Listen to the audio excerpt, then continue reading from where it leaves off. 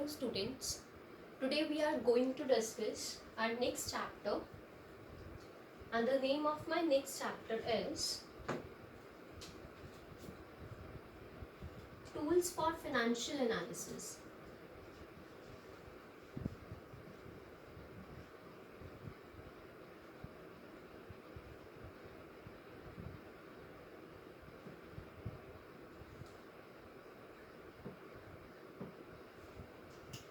पहले की कुछ क्लासेस में हमने डिस्कस किया था कि फाइनेंशियल स्टेटमेंट्स क्या होती हैं, जिसमें हमने बहुत तरह की स्टेटमेंट्स भी पढ़ी थी.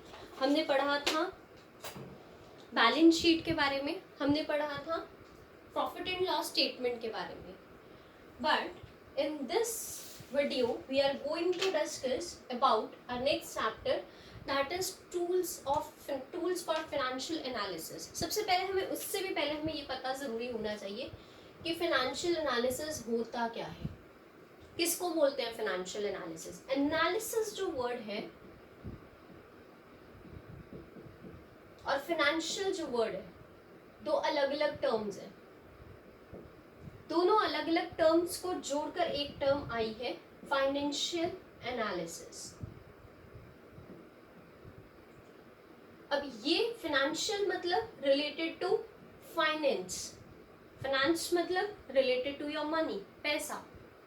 एनालिसिस मतलब कि अगर आप किसी भी चीज़ का कोई भी कंक्लूजन निकालते हो या कुछ भी इंटरप्रिटेशन करते हो, तो उस इंटरप्रिटेशन और उस कंक्लूजन को हम लोग बोलते हैं एनालिसिस. तो फाइनेंस से रिलेटेड जो भी कंक्लूजन्स आपके पास या इंटरप्रिटेशंस आपके पास आ रही हैं, दैट इज फाइनेंशियल एनालिसिस. और ये जो फाइनेंशियल एनालिसिस हम करते हैं, ये on the basis of financial statements करते हैं. वही फाइनेंशियल स्टेटमेंट्स जिनके बारे में हमने लास्ट चैप्टर में डिस्कस किया था. That means your P&L statement and your balance sheet.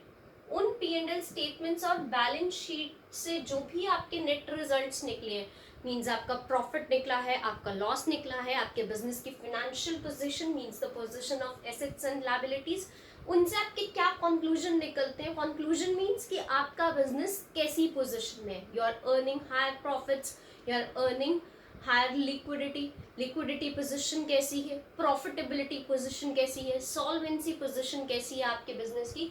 इन सब चीज़ों के बारे में हमें पता चलता है जब हम इन फाइनेंशियल स्टेटमेंट्स के बेसिस पर अपना फाइनेंशियल एनालिसिस करते हैं. अब बात आती है कि आप ये फाइनेंशियल एनालिसिस करते कैसे हो. इसको करने के लिए हमारे पास कुछ टूल्स होते हैं.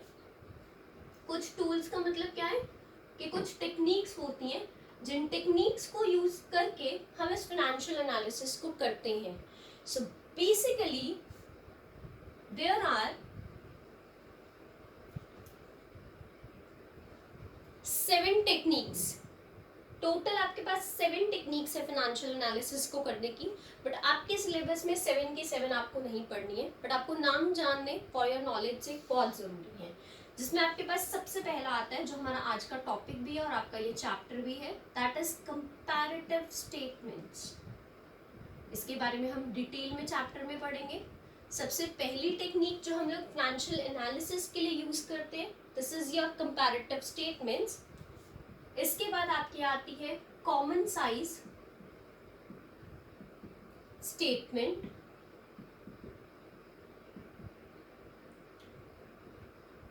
कॉमन साइज स्टेटमेंट और कंपैरेटिव स्टेटमेंट्स एक ही चैप्टर में है. कुछ बुक्स में दोनों अलग अलग चैप्टर बना रखे हैं.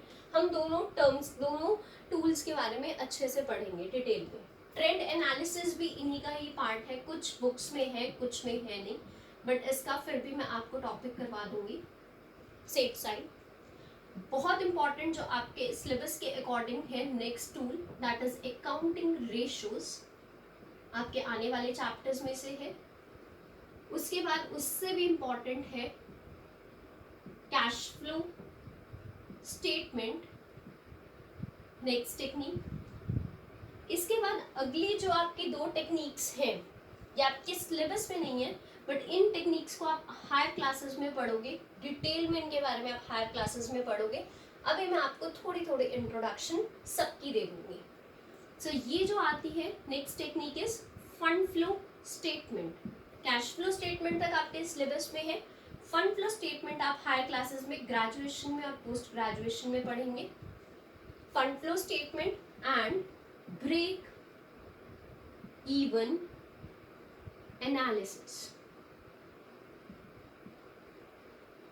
So with how many techniques हम financial analysis कर सकते हैं? There are 7 techniques जिनको यूज करके, जिन टूल्स को यूज करके आप फाइनेंशियल एनालिसिस कर सकते हो, जिसमें सबसे पहले आपकी कंपैरेटिव स्टेटमेंट्स आती हैं, देन कॉमन साइज स्टेटमेंट्स आती हैं, देन आपके ट्रेंड एनालिसिस आते हैं, देन अकाउंटिंग रेशियोज आती हैं, कैश फ्लो स्टेटमेंट आती है, फंड फ्लो स्टेटमेंट आती है और ब्रेक इवन एनालिसिस आते हैं। सो इन 7 टेक्निक्स के साथ हम अपना चैप्टर स्टार्ट करते हैं। एक छोटा छोटा इंट्रो में सबके बारे में ही देना चाहूंगी, चाहे आपके सिलेबस में है चाहे नहीं है, बट आपको बताऊंगा, चाहिए बीइंग अ कॉमर्स स्टूडेंट। सो सबसे पहले आपके पास आता है कंपैरेटिव स्टेटमेंट, जिसे हम डिटेल में इसी चैप्टर में आज करने जाएंगे।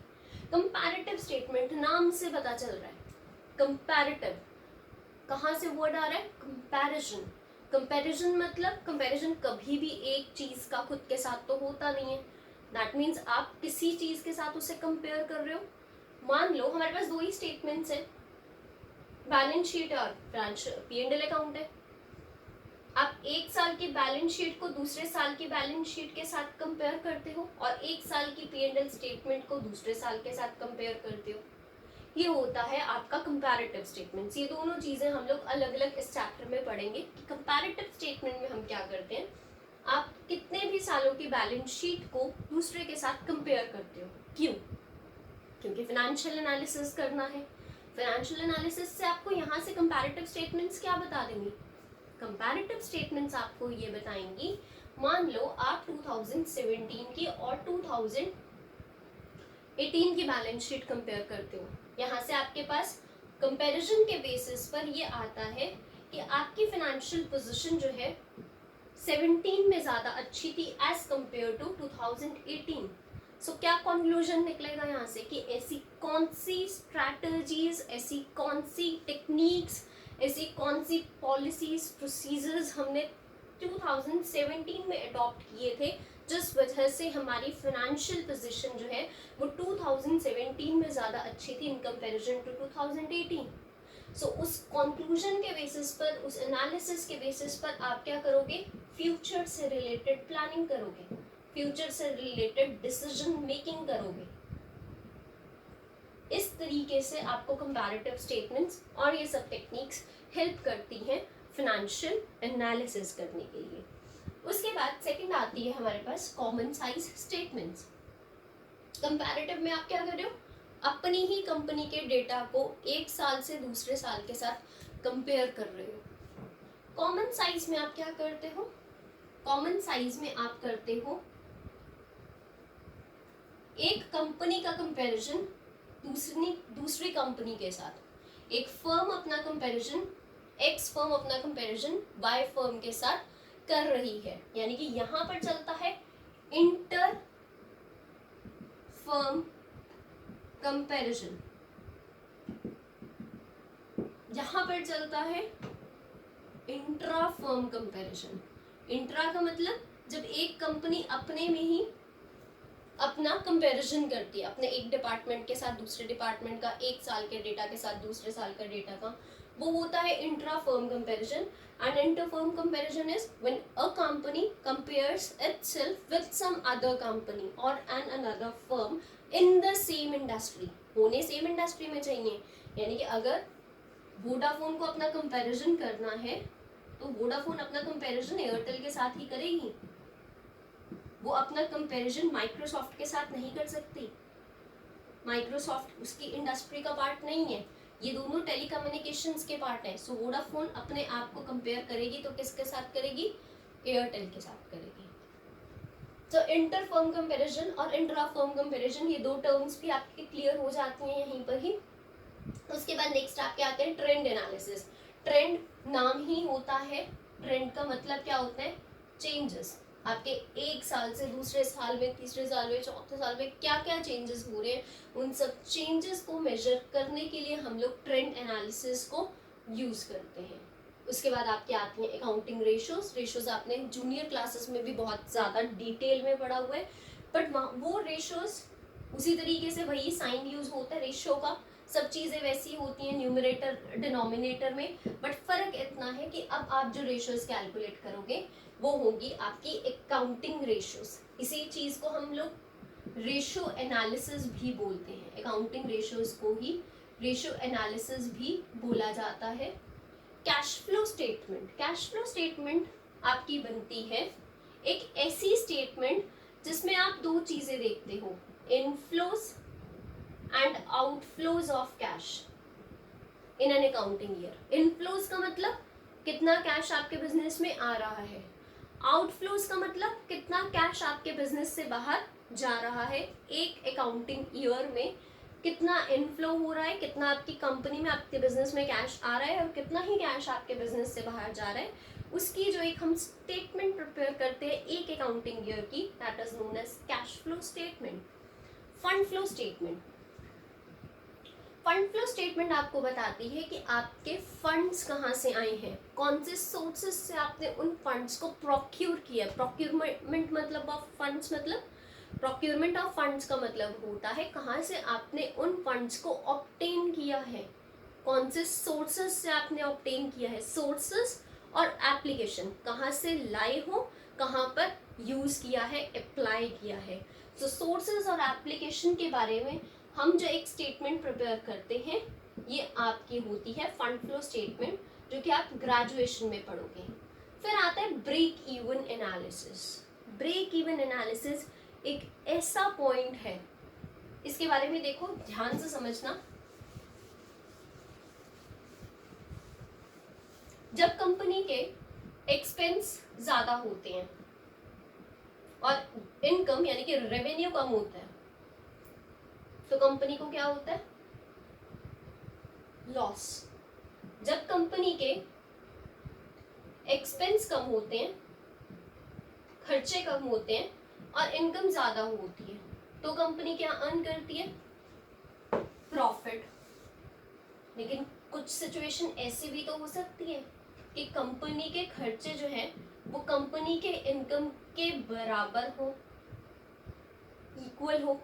उस सिचुएशन को क्या बोलेंगे, वो तो ना तो प्रॉफिट हुआ ना लॉस हुआ, वो क्या हुआ, वो होता है आपका break even point. So break even analysis हम इस पॉइंट को स्टडी आउट करने के लिए करते हैं। ब्रेक इवन एनालिसिस और break even point is a point और a situation of no profit no loss. ना तो इसमें प्रॉफिट हो रहा है ना ही इसमें लॉस हो रहा है, एक्सपेंस और इनकम दोनों एक दूसरे के बराबर है, इक्वल है। So this was the introductory part of the chapter, जिसमें हमने 7 टेक्निक्स पढ़ी फाइनेंशियल एनालिसिस के, बट हम एक ही टेक्निक को डिटेल में पढ़ेंगे, वो आपका होता है कंपैरेटिव स्टेटमेंट्स। चलिए अपने चैप्टर में आगे बढ़ते हैं और इसे टेक्निक को, इस टूल को डिटेल में पढ़ते हैं। कंपैरेटिव स्टेटमेंट्स, कंपैरेटिव स्टेटमेंट्स जैसे कि अभी हमने पढ़ा कि कंपैरेटिव स्टेटमेंट्स हमें हेल्प करती हैं हमारे बिजनेस में फाइनेंशियल एनालिसिस में। किस तरीके से हम इन स्टेटमेंट्स को प्रिपेयर करते हैं, इन स्टेटमेंट्स में क्या क्या आता है वो देखिए।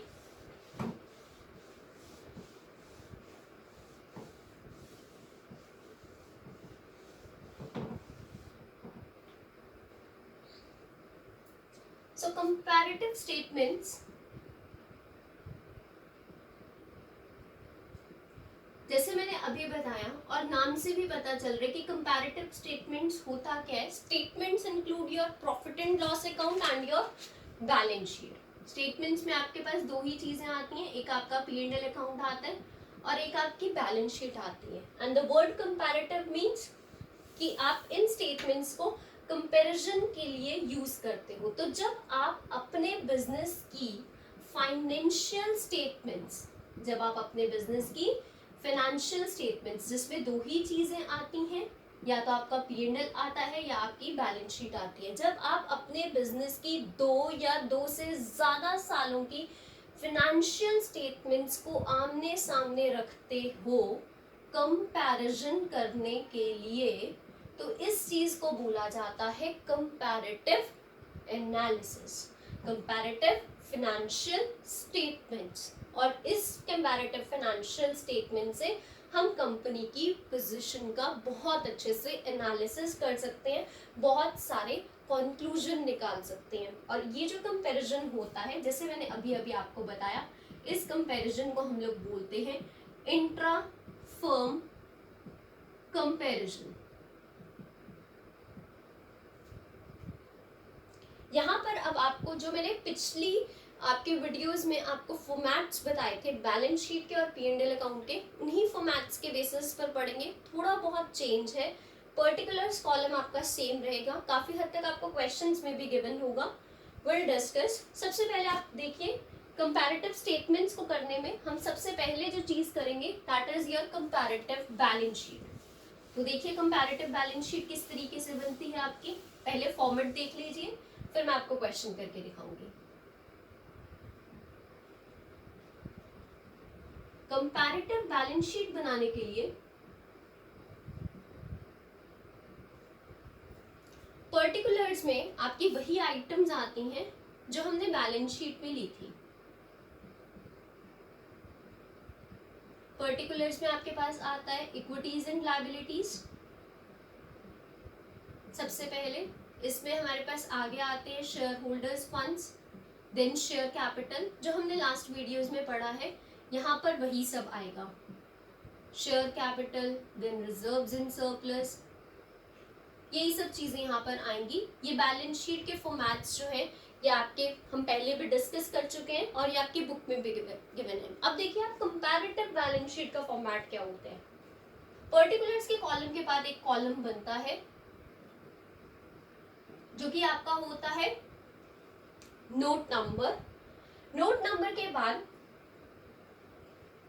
ये दो कॉलम्स वो कॉलम्स होते हैं जो कि हम क्वेश्चन में से उतारते हैं। ये होता है आपके प्रीवियस ईयर का कॉलम,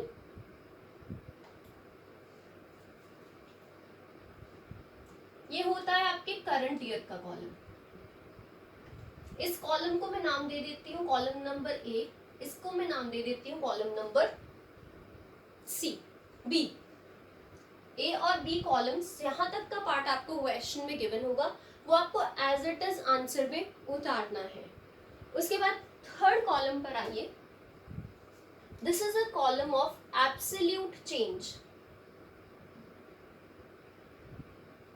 एब्सोल्यूट चेंज का मतलब, एब्सोल्यूट चेंज का मतलब ये होता है कि जितना भी एक साल से यानी कि प्रीवियस ईयर से करंट ईयर में चेंज हो रहा है, उस चेंज को हम यहाँ पर लिखते हैं। एब्सोल्यूट का मतलब कि जिस फॉर्म में दिया हुआ है आप बिल्कुल उसी फॉर्म में लिख रहे हो। दैट मीन्स यहाँ पर आपको रुपीज में दिया हुआ है तो यहाँ पर भी आप आंसर रुपीज में निकाल रहे हो, तो ये आपका बन जाता है कॉलम नंबर सी।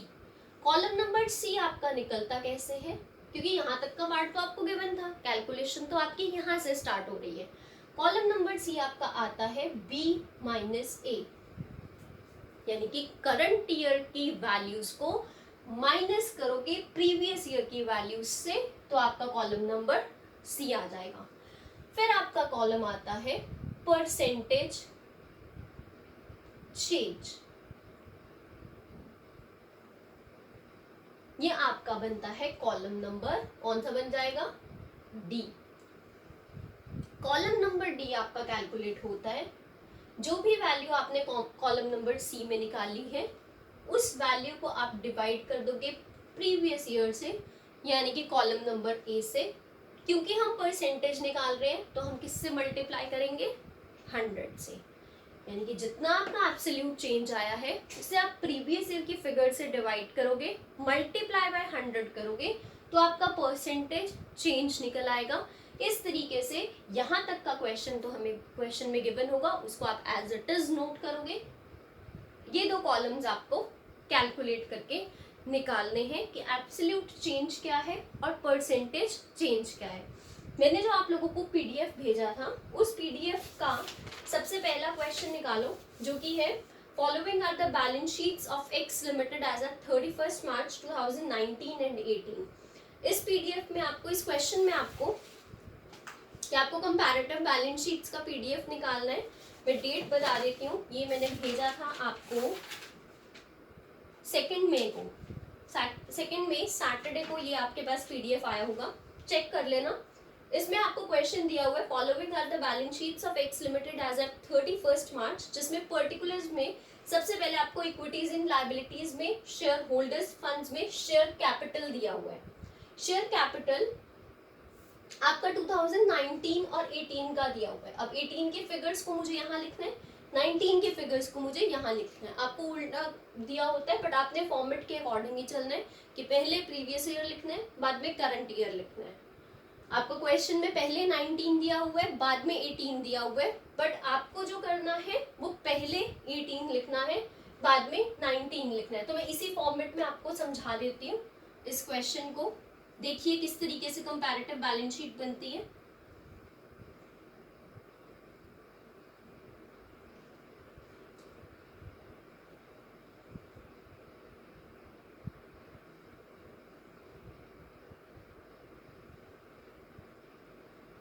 उस पार्ट को हम यूज कर लेंगे वर्किंग नोट्स के लिए। तो सबसे पहले हमें फिगर गिवन है शेयर कैपिटल। शेयर कैपिटल आपका 2018 का क्वेश्चन में आपको गिवन है 5 लाख। यहां आप प्रीवियस ईयर की जगह 2018 और यहां लिख सकते हो 2019, और आपको करंट ईयर का गिवन है 10 लाख। प्रीवियस ईयर में आपकी शेयर कैपिटल 2018 में 5 लाख थी, करंट ईयर में 10 लाख हो गई। एब्सोल्यूट चेंज 5 लाख से 10 लाख आपकी शेयर कैपिटल हो गई है, मतलब इंक्रीज हो गई है। तो B माइनस ए यानी कि 10 लाख माइनस 5 लाख, तो अमाउंट कितना आ जाएगा यहाँ पर? 10 लाख में से 5 लाख को माइनस करोगे, बचे 5 लाख। अब देखो, अब हमें कैलकुलेट करना है डी कॉलम। इसको आप वर्किंग नोट्स में जाके कैलकुलेट कर लोगे डी कॉलम की कैलकुलेशन। डी कॉलम कैसे कैलकुलेट होता है, मैंने एक फॉर्मूला बताया कि सी कॉलम से ए कॉलम को डिवाइड कर दोगे, multiply by 100। So C column की वैल्यू आपके पास कितनी है? 5 लाख। ए कॉलम की वैल्यू आपके पास कितनी है? 5 लाख मल्टीप्लाई बाय 100। क्यों? क्योंकि हमें परसेंटेज में चाहिए। 5 लाख से 5 लाख कट गया, तो ये आपका कितना आ गया? 100%। इस वैल्यू को आप यहाँ लिख दोगे। Is that clear? सबको समझ आ गया किस तरीके से हमने किया? नेक्स्ट देखिए, नेक्स्ट आपको गिवन है क्वेश्चन में रिजर्व्स इन सरप्लस, जिसमें प्रीवियस ईयर की वैल्यू आपको गिवन है 2018 की वैल्यू आपको गिवन है 3 लाख, और 2019 की वैल्यू आपको गिवन है 2 लाख। अब देखो, रिजर्व्स आपके पहले 3 लाख के थे, अब 2 लाख के थे, तो रिजर्व आपके क्या हो रहे हैं? कम हो रहे हैं। हमें क्या करना है? बी माइनस ए। 2 लाख में से जब आप 3 लाख को माइनस करोगे, 2 लाख माइनस 3 लाख, तो आपका माइनस का 1 लाख आएगा। तो यहां पर आप लिखोगे 1 लाख और आप लगा दोगे ब्रैकेट। ये ब्रैकेट क्या डिनोट करती है? ये ब्रैकेट माइनस के साइन को डिनोट करती है। तो आप माइनस का साइन इस तरीके से ना लगाकर ब्रैकेट में अपना अमाउंट लिख दोगे 1 लाख।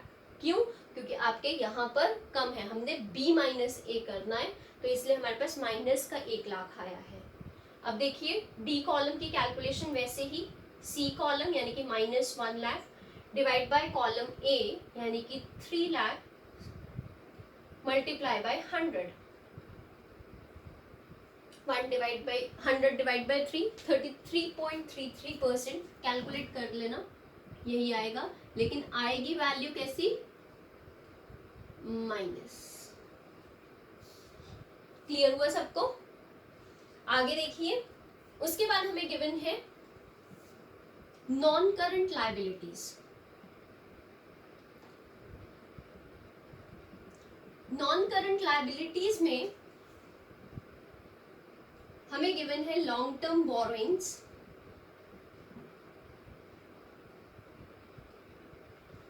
लॉन्ग टर्म बोरोइंग्स के लिए आपको जो अमाउंट गिवन है 2018 का, वो आपको गिवन है 5 लाख,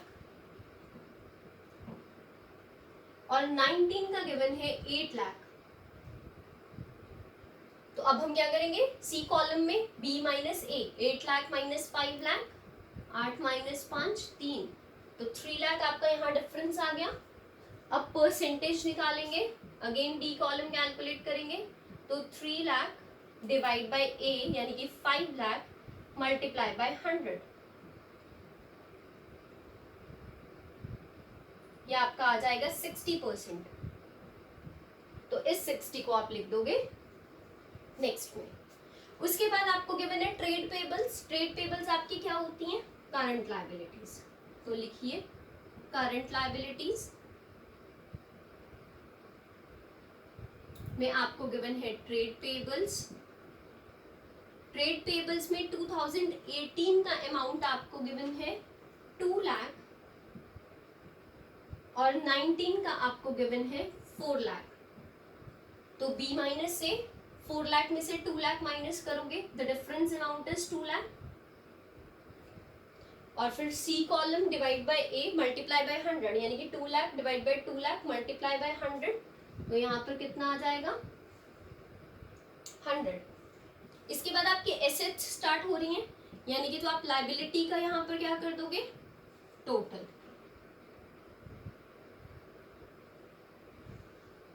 ये आपको टोटल लिस्ट का क्वेश्चन में गिवन ही है, बट फिर भी करना है तो करके देख लो। 5 + 3 8, 8 5 और 2, ये आपका आ जाएगा 8 5 13 और 2 15, 15 lakhs,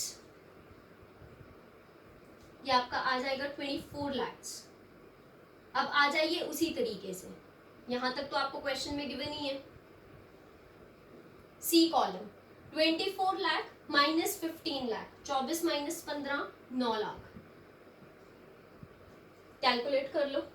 D column 9 lakh divide by 15 lakh multiply by 100। ये आप वर्किंग नोट्स में करके दिखाओगे तो आपकी पेपर प्रेजेंटेशन अच्छी होती है, so better to show it in your working notes. 3, ये आ गया 5, ये आ गया 20 और ये भी आपका 60 आपका, तो इसको यहां पर हम लिखेंगे 60।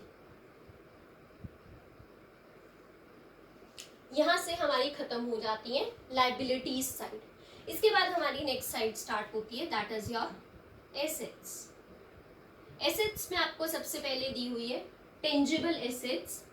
सो टेंजिबल एसेट्स आपकी किस में आती हैं, नॉन करंट एसेट्स में जाकर हेडिंग लिखोगे non current assets. Format balance sheet का लर्न होना चाहिए, तभी ये वाले क्वेश्चंस होंगे। देन आपकी फिक्स्ड एसेट्स। फिक्स्ड एसेट्स में सबसे पहले हमारे पास आती हैं टेंजिबल एसेट्स। टेंजिबल एसेट्स का 2018 का अमाउंट आपको गिवन है 8 लाख। 2019 का आपको गिवन है 14 लाख। तो वैसे ही करेंगे, सी कॉलम कैसे निकलेगा, बी माइनस ए, 14 लाख में से 8 लाख माइनस करोगे तो कितना आ जाएगा 6 लाख। उसके बाद डी कॉलम वैसे ही निकलेगा आपका 6 lakh divide bye 8 lakh multiply by 100, ये आ गया 3 4 25, 25 इंटू 3 75। तो परसेंटेज का अमाउंट आपका आ गया 75। टेंजिबल एसेट्स के बाद आपको गिवन है intangible assets.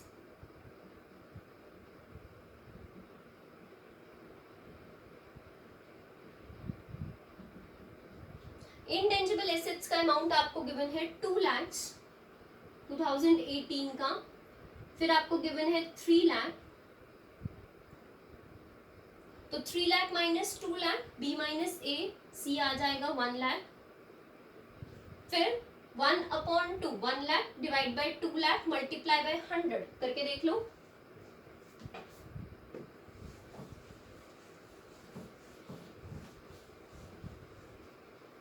One lakh divide by 2 lakh multiply by 100,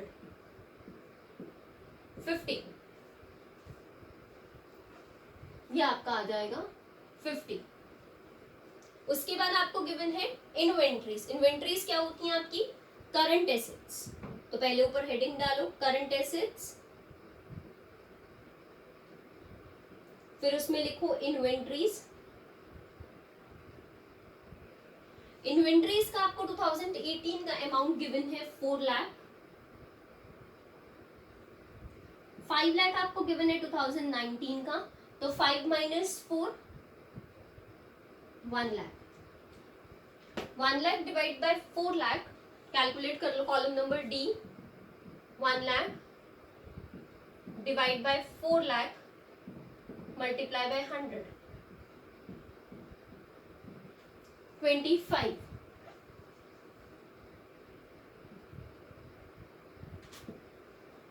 उसके बाद लास्ट आपको गिवन है इसमें कैश एंड कैश इक्विवेलेंट्स। तो लिखिए कैश एंड कैश इक्विवेलेंट्स। उसके लिए अमाउंट आपको गिवन है 2018 का 1 लाख, 2019 का 2 लाख, तो 2 माइनस 1 1। डी कॉलम कैलकुलेट कर लेंगे। 1 lakh divide bye 1 lakh multiply by 100, तो ये आपका 100% आ जाएगा। लिखेंगे यहाँ पर, और कुछ हमें गिवन नहीं है, तो टोटल कर देंगे एसेट्स का। टोटल तो आपका सेम ही होता है, ये आपका 15 लाख ही आ जाएगा। बैलेंस शीट का टोटल हमेशा सेम होता है, और आपको क्वेश्चन में भी गिवन है। और ये आपका आ जाएगा 24 लाख। तो 24 लाख में से 15 लाख माइनस करोगे तो ये भी आपका 9 लाख आएगा, और 9 lakh divide by 15 multiply by 100, तो ये भी आपका 60% आ जाएगा। So this is your comparative balance sheet. सारे के सारे कंपैरेटिव बैलेंस शीट के क्वेश्चंस इसी तरीके से होंगे, कुछ नहीं करना। यहाँ तक का आपको क्वेश्चन में गिवन है, इस कॉलम तक। सी कॉलम और डी कॉलम आपको बनाने हैं। सी कॉलम में आपको करंट ईयर की वैल्यू को प्रीवियस ईयर से माइनस कर देना है, यानी बी माइनस ए कर देना है। बस ईयर ध्यान रखना, जैसे इस क्वेश्चन में आपको 19 पहले दिया हुआ है, 18 पहले दिया हुआ है, बच्चे सेम ही उतार लेते हैं। बट आपको करंट ईयर और प्रीवियस ईयर में बार बार इसीलिए बोल रही थी कि आपको ये याद रहे कि हमें एज इट इज नहीं उतारना, हमें थोड़ा देखना है कि हमें ईयर पहले कौन सा गिवन है। आपको पहले प्रीवियस ईयर लिखना है, देन आपको करंट ईयर लिखना है, देन आपको एब्सोल्यूट चेंज कैलकुलेट करना है। एब्सोल्यूट चेंज आपका उसी टर्म्स में कैलकुलेट होगा, मनी की टर्म्स में। देन आप परसेंटेज कैलकुलेट करोगे, जिसमें आप सी कॉलम जो आपने यहाँ वैल्यू निकाली डिवाइड बाय प्रीवियस ईयर, यानी कि ए कॉलम मल्टीप्लाई बाय 100 करके सारी परसेंटेजेस कैलकुलेट कर लोगे। यहाँ पर परसेंटेज का टोटल मत करना, यहाँ पर आप इसी तरीके से कैलकुलेट करना। ये 2 कॉलम्स आपको सारे में ही खुद कैलकुलेट करने हैं। Is that clear? So this is about your comparative balance sheet. In next video, we will discuss about comparative statement of profit and loss. Thank you very much.